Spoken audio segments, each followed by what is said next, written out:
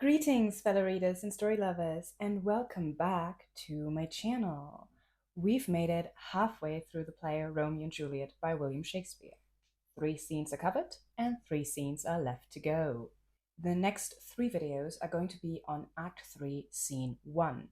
But you all know how this works by now. We're going to start with a recap of the most important things to keep in mind from the previous 3 scenes. So let's get started on that, shall we? So, Act 1, Scene 1 immediately introduces us to one of the most important things in the entire play, the Capulet Montague feud. Without it, there would be no issue with Romeo and Juliet falling in love. So, it's kind of an important thing to set up right out of the gate.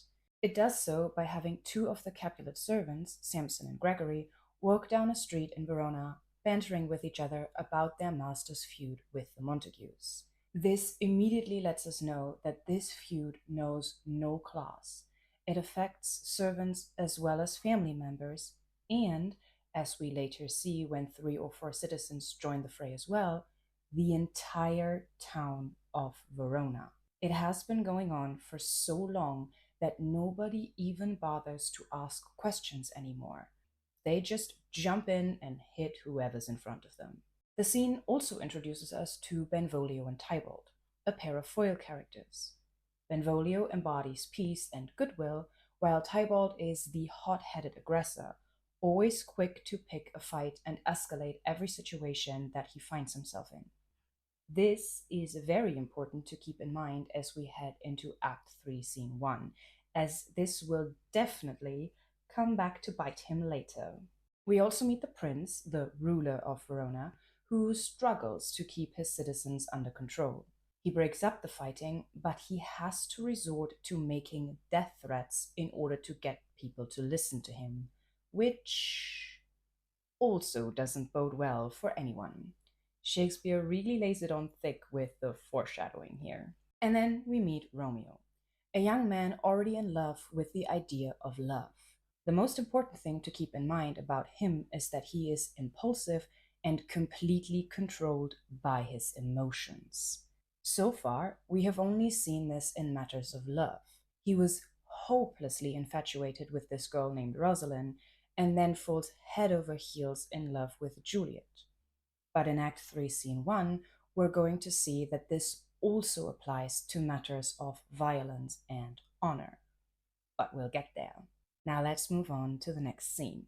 Act 1, Scene 5 is concerned with the Capulet Ball, a high society event that every important person in Verona is invited to, except for the Montagues, of course. However, Romeo and his friends have snuck in because Romeo wants a chance to woo his beloved Rosalind.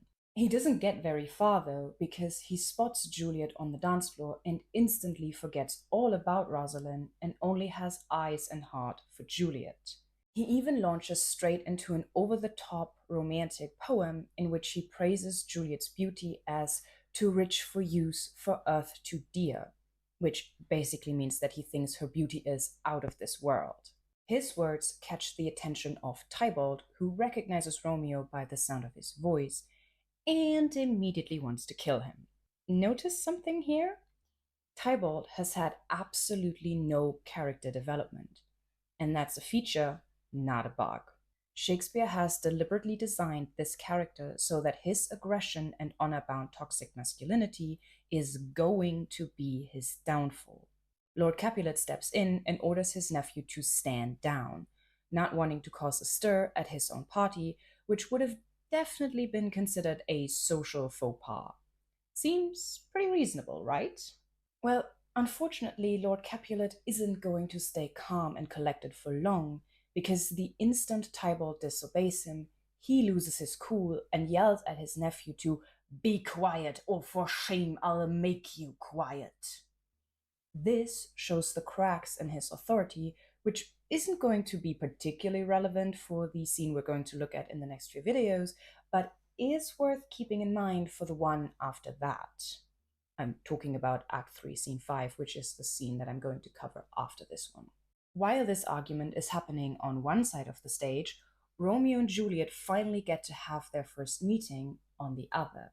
They share a dance and a conversation which takes the form of a sonnet.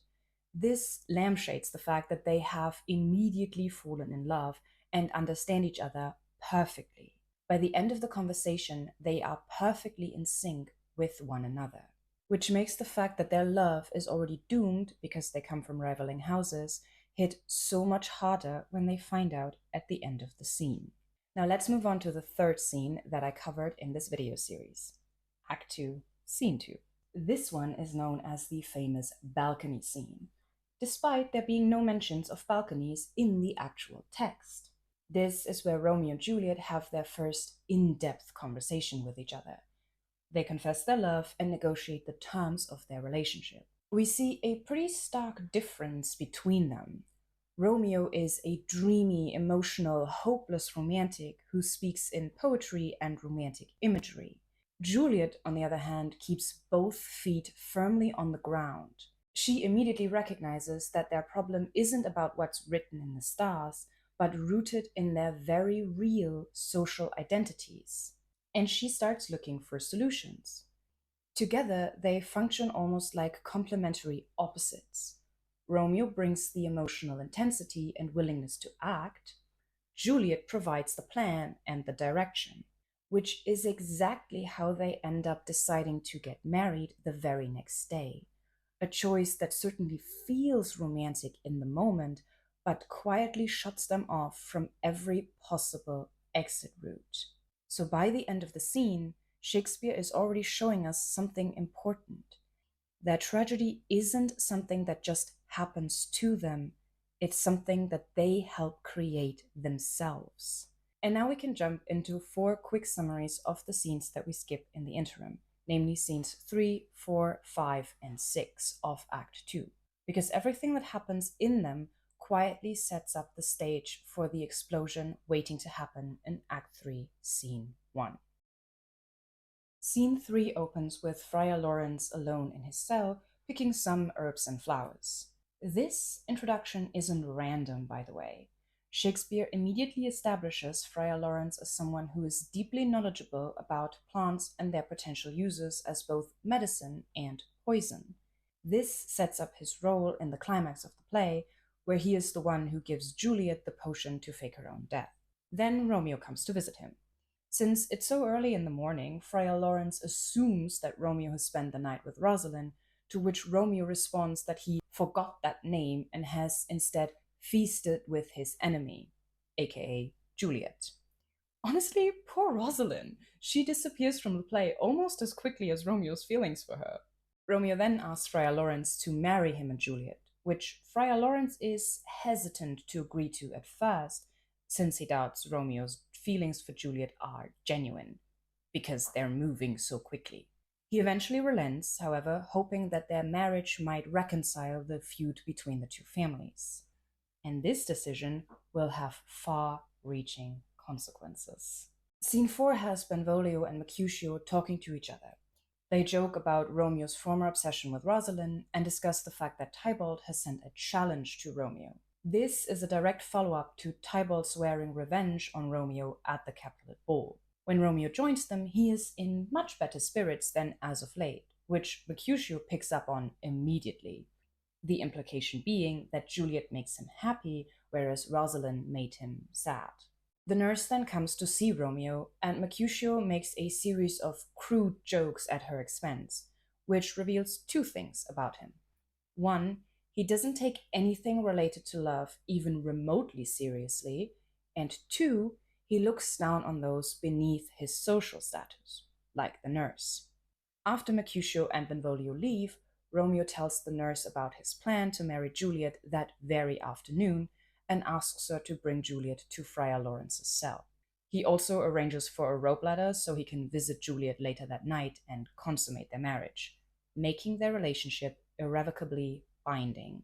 Notably, none of this is witnessed by Mercutio or Benvolio, which, once again, creates a strong sense of dramatic irony as we move into Act 3. Scene 5 takes place in the Capulet orchard again. Juliet is very impatiently waiting for the nurse to return and tell her the news she got from Romeo. When the nurse does return, she makes Juliet wait quite a while, dragging the moment out far longer than Juliet would like. Eventually, after some begging on Juliet's part and some more teasing on the nurses, she finally tells Juliet that she should meet Romeo at Friar Lawrence's cell and that she should hurry about it. Moving on to scene 6. This is another very short and sweet scene. Romeo and Juliet get married by Friar Lawrence in his cell. Bear in mind that this takes place less than 24 hours after they first laid eyes on each other. And if that feels rushed to you, then that's because it is. And that's very deliberate. Because what Shakespeare is doing here isn't just fast storytelling, it's something much more structural. So let's talk about the rushed timeline of the play. So, how quickly does everything happen in Romeo and Juliet? Well, the whole play takes place over the course of 5 days, but the first 2 acts happen in the span of just about 36 hours. On Sunday morning, a fight between the Capulets and the Montagues breaks out in the streets of Verona. Afterwards, Romeo reveals to Benvolio that he is heartbroken over Rosalind. Around noon on the same day, Paris asks for Juliet's hand in marriage, and Lord Capulet sends a servant out with invitations to his ball the very same night, which is how Romeo finds out about it. So on Sunday evening, the Capulet ball takes place, and Romeo, Mercutio, and Benvolio sneak in. This is where Romeo and Juliet first meet. Later that same night, Romeo sneaks into the Capulet orchard, talks with Juliet, and they agree to get married. The next morning, so Monday, Romeo asks Friar Lawrence to marry him and Juliet. Monday at noon, the nurse meets with Romeo and they discuss his plans to marry Juliet, which he then tells Juliet about, and Juliet hurries off to meet Romeo at Friar Lawrence's cell. By that afternoon, they are married. So we start the play on Sunday morning, and by Monday afternoon, Romeo and Juliet are already married. Now the question becomes, why does everything happen so quickly?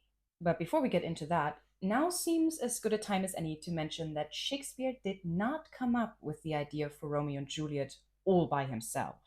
In 1562, a dude called Arthur Brooke published a poem titled The Tragical History of Romeo and Juliet, which is in itself an adaptation of a French story that is derived from an Italian novella.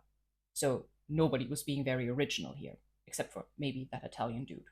The main thing I want to point out, though, is that in Brooke's version, the story takes place over the course of over 9 months. That means Shakespeare made an adaptational choice when he shortened the timeline for his play. It wasn't just a case of, oh, this is how it was in the original, let's just keep it that way. It was a deliberate change. Now let's talk about why Shakespeare decided to do this. I can think of 3 possible reasons. The first is the change of medium. Like I said, Arthur Brooke's version was a poem, and even if we take into account that poems used to be presented orally to a crowd in Shakespeare's time, it is relatively easy to put in phrases that signify the passage of time. You could say something like, later that same month, or after the passage of 3 moons, or something like that. Theatre, on the other hand, only has very limited tools to signal time gaps or the passage of time in between. Think about it. You only have one stage on which everything takes place. Yes, you can have multiple sceneries in the background, but they signify change of place, not necessarily passage of time. Nowadays, you can work with different light settings, but that wasn't an option in Shakespeare's days because there was no electricity. So it may have been a choice of convenience due to the change of medium. The second reason for the speeding up of the timeline I can think of is the setting. Romeo and Juliet is set in Verona, a town in Italy. Now, Elizabethans had some preconceptions about Italians, namely that they were hot-tempered, aggressive, and passionate. Now, there is no way of telling if Shakespeare himself had these opinions about Italians, or if he was merely using his contemporaries' views to tell a story that they could relate to. By compressing the timeline, Shakespeare lets his characters appear impulsive, emotionally volatile, quick to love, and quick to fight. On the one hand, this feeds into those stereotypes that were prevalent at the time, which would have helped with the audience's acceptance of the story. Of course, they're acting this way. They're Italians. And let's not pretend that this is a thing that is unique to Shakespeare's time. Nowadays, we still have those same preconceptions about Italians. That's why we think they're loud and aggressive and passionate when they talk. But it also would have created almost a safe space for the audience to explore such intense and dangerous emotional states without actually having to experience them. That's something that fiction still does to this day. Nobody wants to be trapped in a cabin in the woods with a killer on the loose, but we love watching it play out on a screen or reading about it in a book, at least if you're a fan of horror novels. And now we come to the third and last reason, which is as much a reason as it is an effect that this change has on the story. By speeding up the timeline, Shakespeare turns a moral tale into a tragedy of speed.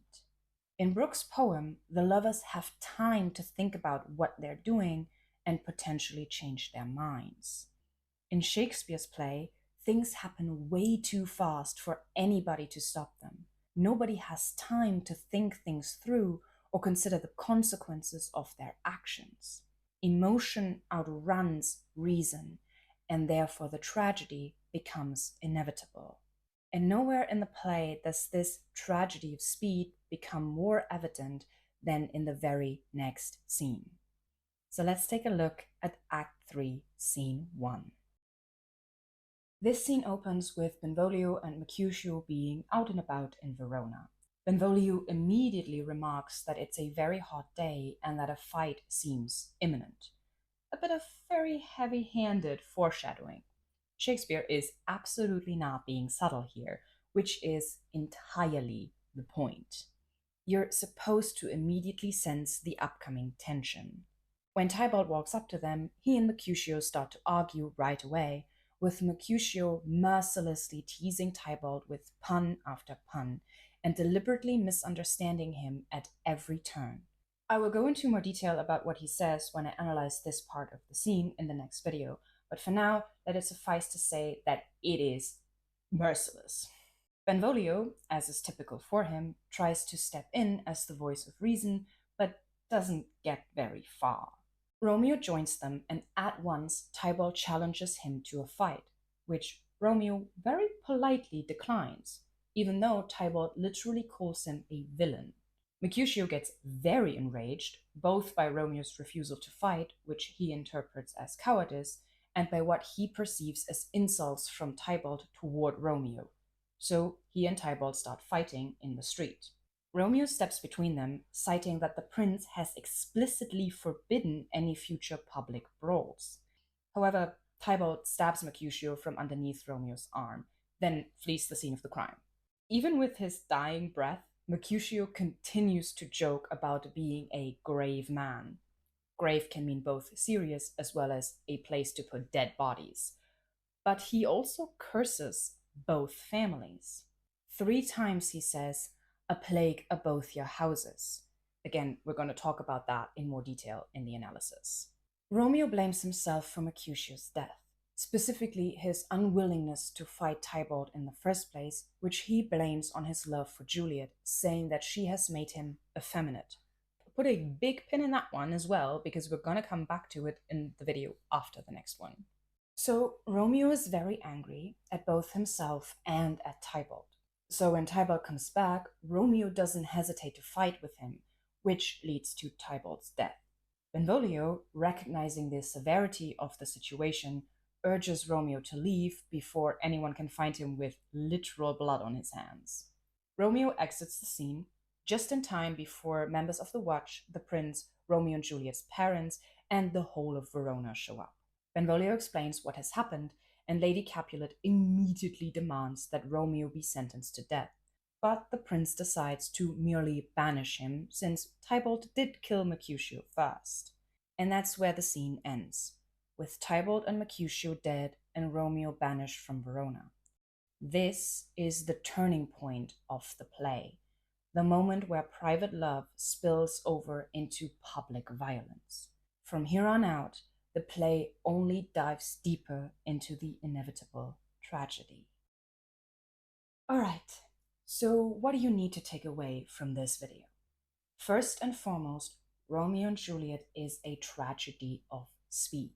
Everything in the play happens incredibly quickly. Relationships form, decisions are made, and consequences follow almost immediately. And nowhere does that become more apparent than in Act 3, Scene 1, the turning point of the play, where private love spills over into public violence with very real and very deadly consequences. By the end of the scene, Tybalt and Mercutio are dead, and Romeo is banished from Verona. From here on out, the tragedy is no longer just inevitable, it's in motion. So in the next video, we're going to take a closer look at how exactly that happens, starting with Mercutio and Tybalt and how their ideas of masculinity push the tragedy forward and ultimately lead to their own deaths. For now, this is me signing off. I didn't end the sentence there. Yeah, great start. Use, not youth. I had the same problem when I was recording the video for that specific moment. My Monday morning and then Monday afternoon. Oh, it happens quickly, but it doesn't happen that quickly. At Act 3, Scene 1. I'm gonna record that again because there was a helicopter outside my flat, namely scenes 3, 4, 5, and 6, which I can't actually show because I'm holding a microphone in the other hand. Thanks everyone for watching. If you enjoyed this video, please make sure to like, share, and comment down below. And don't forget to hit subscribe if you don't want to miss any of my future videos. I also have a Patreon that you can subscribe to, starting at as little as $2 a month, which gives you early access to any of my videos. Higher tiers include access to exclusive Patreon-only content and the chance to suggest books, plays, or poems for any future analysis. For now, that is it from me, and I'll see you next time.